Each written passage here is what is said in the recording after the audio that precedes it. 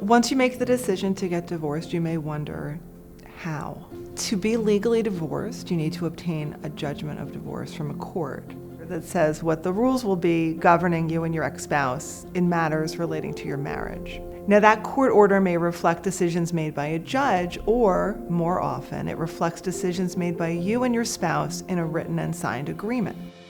So, what are the issues that need to be decided in reaching that agreement? If you and your spouse have children, you'll need to decide with whom the children will live and on what schedule they'll see the other parent, how your assets are divided and potentially also your liabilities, whether support is paid from one of you to the other, either spousal support, commonly known as alimony, or child support. So next is the question of how you're going to go about getting to these decisions that need to be made.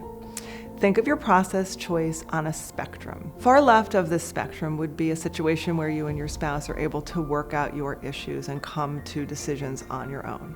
That is extraordinarily rare, though it does happen. On the far right of your process choice options would be pursuing your divorce all the way to the inside of a courtroom for a full-blown trial of your issues in front of a judge who would then make those decisions. That is also extremely rare. In between, you could hire a mediator who's a third-party neutral who sits down with you and your spouse and assists you and guides you through the process of making the decisions that need to be made. There's also a process called collaborative law. That is where each of you and your spouse, hire a collaboratively trained lawyer who represents you and your interests, but everyone, both counsel and the parties, pledges not to go to court.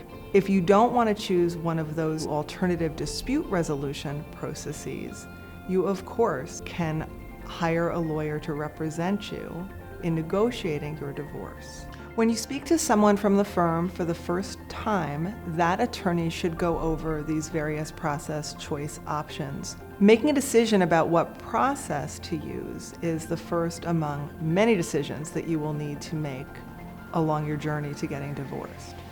We are here to help you make the best decision, both for you and for your family.